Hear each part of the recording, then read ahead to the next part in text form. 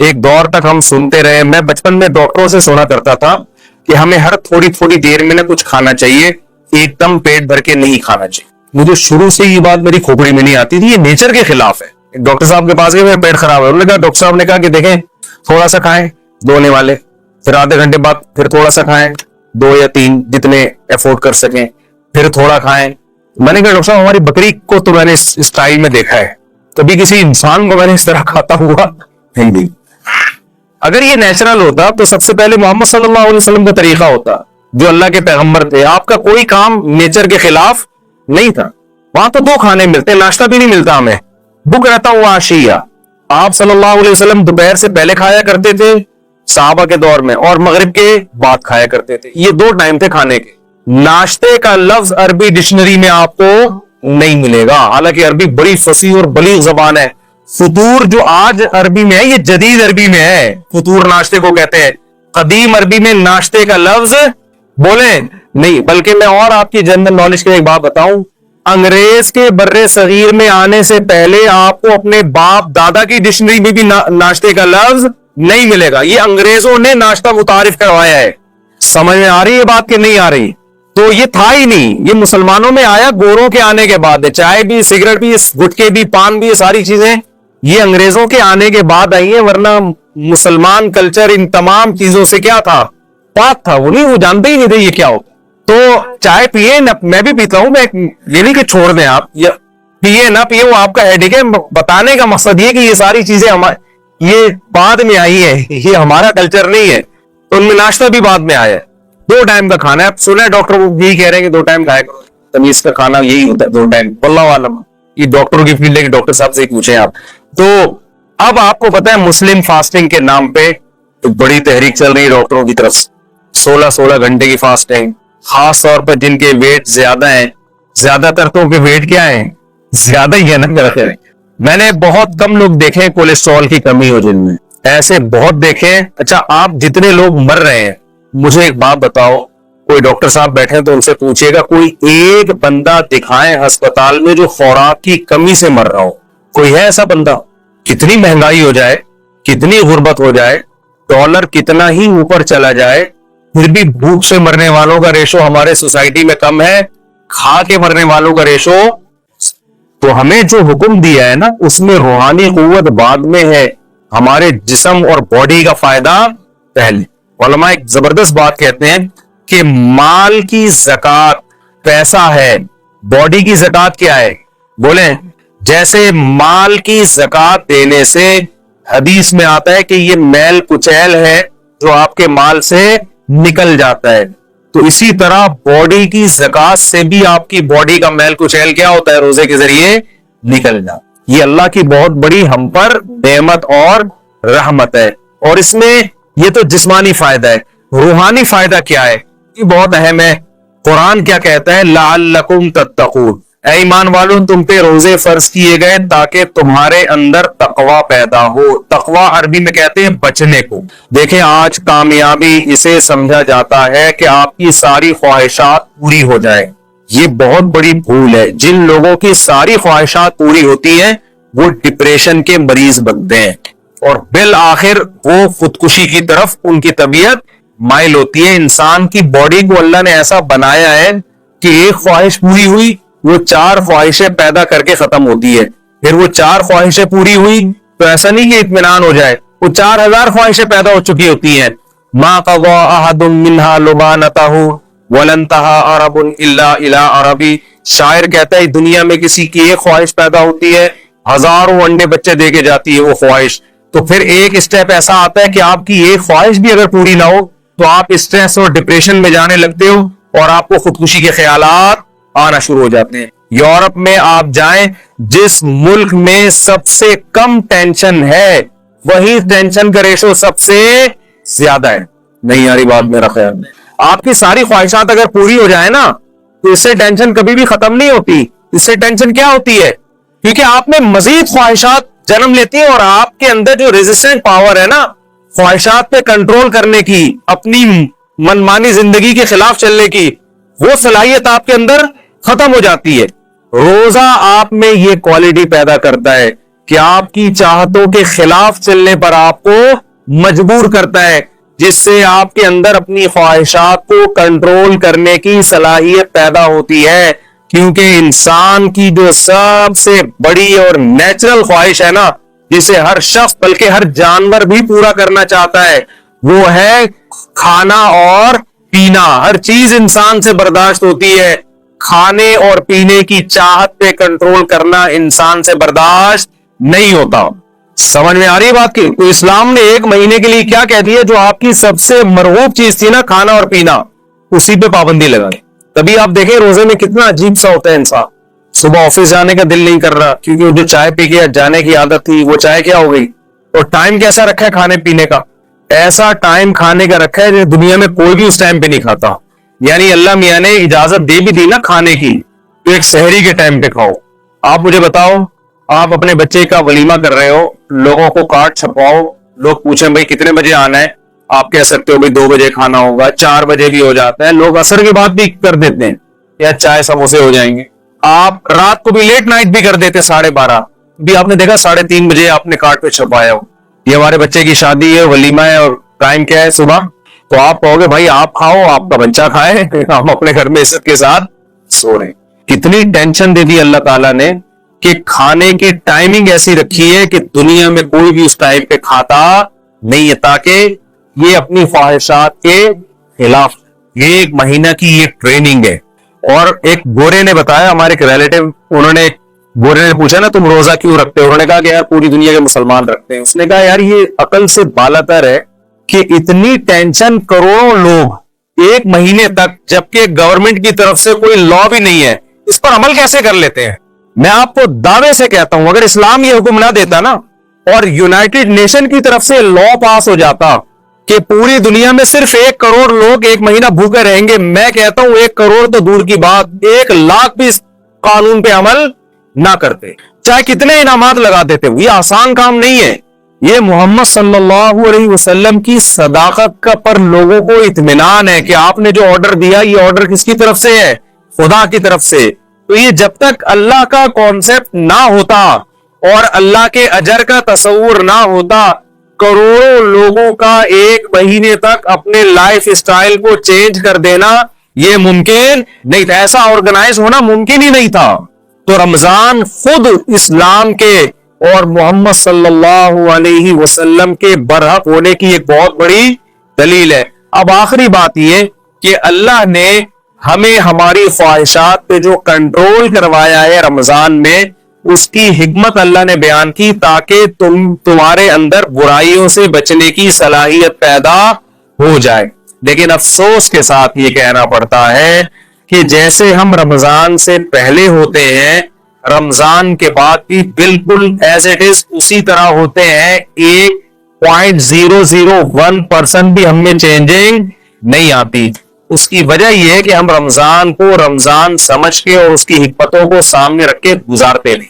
تو اس رمضان میں میں اور آپ یہ ارادہ کر لیں کہ ہم ٹریننگ کی نیت سے انشاءاللہ اس رمضان کو گزاریں گے. ہم کہیں گے اے اللہ، جو چیزیں حلال تھی اور انتہائی مرغوب تھی، ہم جب تیری خاطر اس کو چھوڑ رہے ہیں تو ہم یہ پریکٹس اس نیت سے کر رہے ہیں تاکہ جو چیزیں حرام ہیں اور ان کا چھوڑنا روٹی چھوڑنے سے آسان بھی ہے، ہم پورے سال ان حرام چیزوں سے انشاءاللہ بچنے کی کوشش کریں گے. اس نیت سے رمضان آپ گزاریں گے تو انشاءاللہ رمضان آپ کی زندگی میں چینجنگ لے کر آئے گا. اور اگر یہ نیت نہیں کریں گے تو روزے تو آپ کے انشاءاللہ ہو جائیں گے، لیکن جو روزے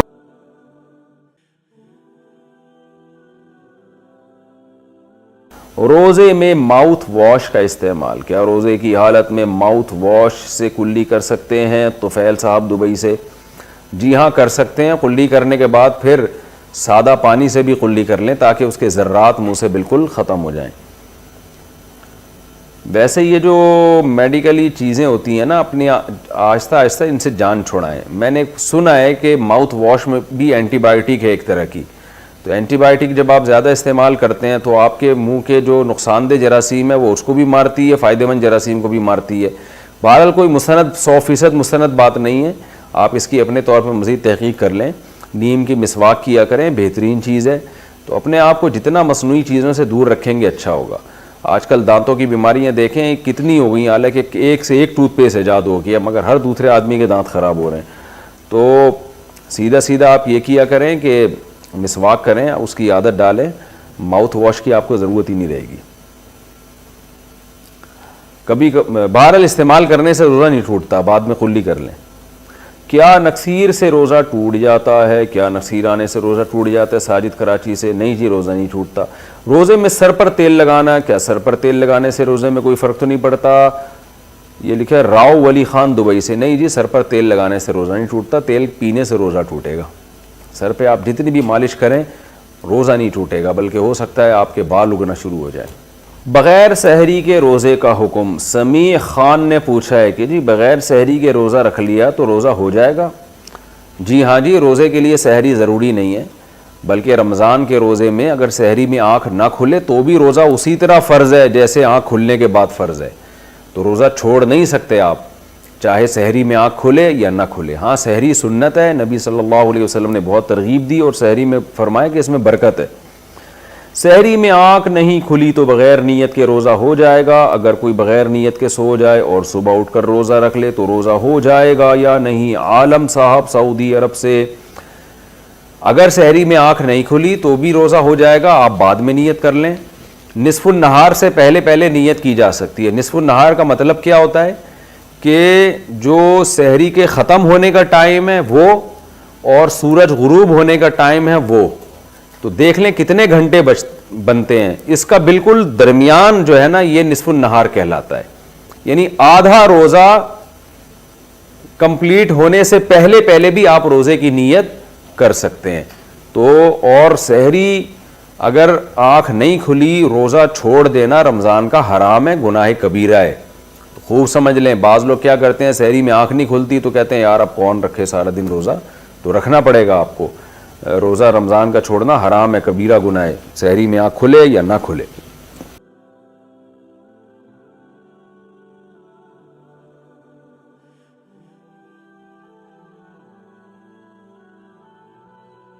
ہو رہی ہے، کوئی واقعی تھکاوٹ ہے تو جتنی چاہیں پڑھ لیں، اللہ جتنی توفیق دے. 8 پڑھ لیں، 4 پڑھ لیں، 6 پڑھ لیں، 12 پڑھ لیں. جتنی زیادہ پڑھیں گے اتنا زیادہ ثواب ملے گا، لیکن نارملی 20 رکعت کا معمول بنانا چاہیے. اچھا، یہ 8 رکعت میں یہ بھی ہے کہ اگر تراویح آپ کے لیے کھڑے ہو کر پڑھنا مشکل ہو رہا ہے تو بیٹھ کے بھی پڑھی جا سکتی ہے. تھکاوٹ زیادہ ہے تو بیٹھ کے پڑھ لیں آپ، تو 20 پوری کر لیں لیکن بیٹھ کے کر لیں تو یہ بھی بہتر ہے. ثنا شیخ انڈیا سے. کیا خواتین کے لیے بھی تراویح پڑھنا واجب ہے؟ نہ پڑھنے پر گناہ ہوگا؟ گھر میں کیسے پڑھے؟ طریقہ بھی بتائیں. یہ پچھلے ایپیسوڈ میں بھی سوال پوچھا تھا کسی نے. دیکھیں، واجب تو تراویح نہ مردوں کے لیے ہے نہ خواتین کے لیے. نبی صلی اللہ علیہ وسلم نے 3 دن تراویح پڑھ کے چھوڑی اس لیے تھی کہ امت پر واجب نہ ہو جائے. لیکن جتنی تاکید ہے تراویح کی، خلفائے راشدین نے جو اہتمام کیا، اس سے پتہ چلتا ہے کہ تراویح عام سنت نہیں ہے بلکہ سنت مؤکدہ ہے. سنت مؤکدہ کا مطلب یہ ہوتا ہے کہ عام سنتوں کی طرح اس کو ہلکا نہ لیا جائے، اس کا معمول نہ بنایا جائے چھوڑنے کا. کبھی طبیعت خراب ہے یا تھکاوٹ ہے یا کبھی ویسے ہی راغا کر دے تو ٹھیک ہے، اس میں کوئی حرج نہیں، لیکن پابندی کرنی چاہیے. عام سنتوں جیسا معاملہ نہیں ہے. سنت موقع جیسے فجر کی 2 سنتیں سنت موقعہ ہے نا، تو ظہر سے پہلے کی 4 سنتیں سنت موقعہ ہیں، ظہر کے بعد کی 2 سنتیں سنت موقعہ ہیں. تو یہ جو سنت موقعہ ہوتی ہے یہ تاکید والی ہوتی ہے، اس کو عام سنتوں کی طرح ہلکا نہیں لیا جا سکتا. جماعت سے پڑھنا بہرحال سنت موقعہ نہیں ہے، جماعت سے پڑھنا افضل ہے، تو انفرادی بھی پڑھی جا سکتی ہے. اور خواتین کے لیے تو گھر میں پڑھنا وہ مسجد میں پڑھنے سے بہرحال زیادہ بہتر ہے. طریقہ یہی ہے کہ اگر آپ کو قرآن یاد ہے، حفظ ہے، تو آپ 20 رکعتیں پڑھ لیں قرآن کی تلاوت کے ساتھ. اور اگر آپ حافظہ نہیں ہے تو جو صورتیں آپ کو یاد ہے وہ پڑھ لیں، کچھ بھی نہیں تو علم ترا سے پڑھ لیں. لیکن آج کل خواتین تراویح میں بہت سستی کر رہی ہیں. رمضان کی زینت ہے، دن کی زینت روزہ ہے اور رات کی زینت تراویح ہے. پاکستان سے کسی نے پوچھا ہے کیا خواتین پر تراویح پڑھنا لازم ہے؟ تراویح سنت مؤکدہ ہے. سنت مؤکدہ کہتے ہیں جو فرض کی طرح واجب کی طرح تو نہیں ہوتی، لیکن وہ عام سنتوں کی طرح بھی نہیں ہوتی کہ اس کو چھوڑنے والے کو ملامت ہی نہ کی جائے، تو اس کو سنت مؤکدہ کہتے ہیں. عام سنتوں سے زیادہ تاکید ہے اس کی، کیونکہ نبی صلی اللہ علیہ وسلم نے جہاں بھی सियाम रमजान का जिक्र किया, क़याम रमजान का भी साथ में जिक्र किया। दिन का रोजा, रात का क़याम, दिन का रोजा, रात का क़याम। तो ये क़याम कैसे होगा? नबी सल्लल्लाहु अलैहि वसल्लम ने 3 दिन ये क़याम करके बताया कि ऐसे होगा। इसमें कितनी रकतें पड़ी ये मालूम नहीं। फिर हज़रत उमर रज़ी अल्लाह ताला अन्हु के अमल से हमें पता चला कि भाई वो इस तरह से 20 रकतें होंगी, क्योंकि फिर पूरी दुनिया में हजरत उमर ने इसी को राइज किया और चारों इमामों का इस पर इत्तेफाक हुआ कि 20 रकत से कम तरावी नहीं है। तो इससे पता चला कि ये जो क़याम रमजान है ना, यही तरावी है और कम से कम ये 20 रकतें। तो इसलिए, और ये सुन्नत मुअक्कदा है क्योंकि इनकी बहुत ज्यादा ताकीद है। तो सुन्नत मुअक्कदा का हुक्म ये है कि मर्द हो या औरत दोनों के लिए एक ही हुक्म है, अलग अलग नहीं है। हाँ, मर्द बेहतर है कि जमात से पढ़े, जमात से सुन्नत मुअक्कदा नहीं है, खूब समझ ले, इनफरादी तौर पर भी पढ़ सकते हैं मर्द हो या औरत हो, लेकिन जमात से पढ़ना अफजल है। क्योंकि हजरत उमर ने जमात कायम की थी और इसलिए ताकि कुरान खत्म हो लोगों का। जिनको कुरान पढ़ना आता है वो जमात कराएं, जिनको नहीं आता वो कारी के पीछे सुने। तो अब खवातीन पे तो मस्जिद की जमात फर्ज नमाज भी लाजिम नहीं है, तो तरावी कहां से लाजिम होगी? तो इसलिए खवातीन बेहतर है घर में तरावी पढ़े। मस्जिद जाना चाहें तो हमारी राय तो यही है कि इस जमाने में उनको मस्जिद जाने की भी इजाजत है, हदीस में इसकी सबूत मिलता है। और तरावी में तो हमें मिलता है कि असलाफ अपने औरतों को भी तरावी की नमाज में लाया करते थे। तो लेकिन बहरहाल सुन्नत मुअक्कदा ये है कि पढ़ लें आप, जमात से पढ़ना सुन्नत मुअक्कदा नहीं है, घर में पढ़ना ज्यादा अफजल है। तो आप घर में तरावी पढ़ें, 20 रकत पढ़ें। और सुन्नत मुअक्कदा का हुक्म ये है कि कभी कभार छूट जाए तो इंशाअल्लाह गुनाह नहीं, कोई हरज नहीं हो, इसमें कोई गुनाह नहीं मिलेगा।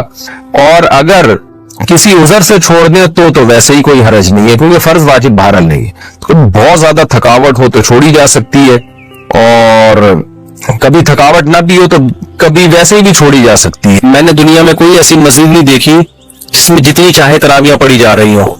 बाज लोग फतवा तो देते हैं कि कोई अदद मुतय्यन नहीं है, लेकिन वो फतवा मार्केट में चलता पूरी दुनिया में कहीं भी नहीं है। या तो कहीं पूरी 8 हो रही होती है या कहीं पूरी 20 हो रही होती है। क्योंकि जब आप कहेंगे ना जितनी चाहो पढ़ लो, इमाम ने एक दिन 8 पढ़ा दी, अगले दिन 12 पढ़ा दी, पब्लिक पकड़ के इमाम को घूट देगी कि अबे तू क्योंकि माइंड लोग लेके आते हैं पहले से कि हमने कितनी पढ़नी है, कितनी होंगी यहाँ पे। तो बाज फतवे सिर्फ कुछ स्कॉलर्स बैठ के चला देते हैं, मार्केट में वो चलने वाले नहीं होते, वो खुद उस पर खुद अमल नहीं कर रहे होते। अहले हदीसों की मस्जिद में जहां भी जाए 8 ही हो रही हैं, हालांकि वो फतवा देते हैं कि जितनी चाहे पढ़ लो, लेकिन फिर जितनी चाहे पढ़ लो तो पूरी दुनिया में आप 8 ही क्यों पढ़ रहे हो? फिर उनको पता है कि भाई स्पेसिफिक जब तक कोई अदद नहीं बताया जाएगा उस वक्त तक आवाम के लिए उस पर अमल करना मुमकिन नहीं होगा। इसी वजह से चारों इमामों का इजमा है जो ताबीन तबा ताबीन के दौर में थे कि कम से कम कितनी रकतें हैं? 20। 3 इमाम कहते हैं 20 रकतें और इमाम मालिक कहते हैं 36 रकतें। तो अब ये अदद मुतय्यन किए बगैर चलना मुमकिन नहीं है। तो चूंकि फुकाहा दीन को ज्यादा समझते हैं ना, उन्होंने अदद मुतय्यन किया है। और वैसे भी तरावी खिलाफ क़यास है। नफिल नमाज में इतनी सारी पब्लिक को जमात के जरिए इकट्ठा करना ये आम हालात में जायज नहीं है, बिदअत अमल है, क्योंकि इसके जायज होने की हमारे पास कोई दलील नहीं है। यही वजह है कि रमजान ईद का चांद नजर आते ही तरावी गायब हो जाती है। अगर ये आम नवाफिल की तरह जमात के साथ जायज होती तो इमाम साहब कहते यार हमने पूरे रमजान नवाफिल पढ़े जमात से, तो अब हराम थोड़ी हो गए, चलो आज दोबारा पढ़ लेते हैं ना। उनको मना किया जाएगा, क्यों? नबी सल्लल्लाहु अलैहि वसल्लम से साबित नहीं है। तो अदद भी मुतय्यन है और दिन भी मुतय्यन है। जैसे अगर ये तहज्जुद है तो तहज्जुद के तो दिन भी मुतय्यन नहीं, अदद भी मुतय्यन नहीं है, तहज्जुद तो पूरे साल है। तो जैसे रमजान की ये जो तरावी है ना, इसके दिन मुतय्यन है कि सिर्फ रमजान की रातों में ही होगी, और कैफियत भी मुतय्यन है कि जमात से होगी मस्जिदों में। तो इसी तरह ये कहना कि अदद मुतय्यन नहीं है, ये अकल से बालातर है। हजरत उमर ने या तो 20 रकतें शुरू की थी या 8, क्योंकि 2 ही रिवायतें मिलती है हजरत उमर से, 8 वाली भी मिलती है, 20 वाली भी। हम कहते हैं उस 8 वाली पर पूरी रूह जमीन में कहीं भी अमल नहीं हुआ, और उस 8 की सनद में इस्तिराब होने की वजह से ज़ईफ भी है। बड़े बड़े मुहद्दिसीन ने उसको ज़ईफ करार दिया है। जो स्कॉलर्स यूट्यूब पे आके ये कहते हैं ना कि बिल इत्तिफाक सही है, खुदा की कसम झूठ बोलते हैं। वो इतने झटल्ले से आजकल झूठ बोला जाता है ना सोसाइटी में कि लोग उसको सच समझना शुरू कर देते हैं और फिर चैलेंज करते हैं। कोई ये गोल्डन सनद है, कोई 8 हरकत वाली हदीस को ज़ईफ नहीं साबित कर सकता। हम जब कहते हैं कि हम जब हवाले पेश करते हैं, मेरी ऑडियो बयान है उसको पूरे मैंने हवाले पेश किए हैं, क्योंकि कितने लोगों ने उसको मुस्तरब कह के, मुस्तरब हदीस भी ज़ईफ होती है, उसको रद्द किया है, तो उसका जवाब ही पी जाते हैं। वो चैलेंज उनके चल रहे हैं, लोग उनके हवालों से मुतासिर है। तो अगर वो 8 रकत वाली हजरत उमर से साबित होती तो उस दौर में कितनी रकतें मशहूर चलती? 8। हरम में भी 8 होती, मस्जिद नबी में भी 8 होती, और 1400 साल से हरम और मस्जिद नबी में 8 ही चली आ रही होती। अबू हनीफा भी 8 के कायल होते, इमाम शाफी जैसे मुहद्दिस और मुज्तहिद भी 8 के कायल होते, इमाम अहमद जो इमाम बुखारी के उस्ताद हैं वो भी 8 के कायल होते, इमाम मालिक भी 8 के कायल होते, और अब्दुल्ला बिन मसूद भी 8 पढ़ रहे होते, और उस्मान बिन अफ़ान भी 8 पढ़ रहे होते। हम कहते कहीं कोई ज़ईफ रिवायत भी नहीं मिलती कि उस्मान बिन अफ़ान के दौर में 8 हुई, हजरत अली के दौर में 8 हुई। 20 वाली तो बहुत सारी मिलती है हमें, तो इसलिए, और तवातुर अमली भी मिलता है। 150-200 साल पहले फुक़हा बयान करते हैं कि पूरी रूए जमीन पर हमें कोई भी मस्जिद नजर नहीं आती, ट्रैवलिंग होती थी ना उस जमाने में भी, कि कहीं भी हमें 20 रकत से कम 1 रकत मिल रही हो।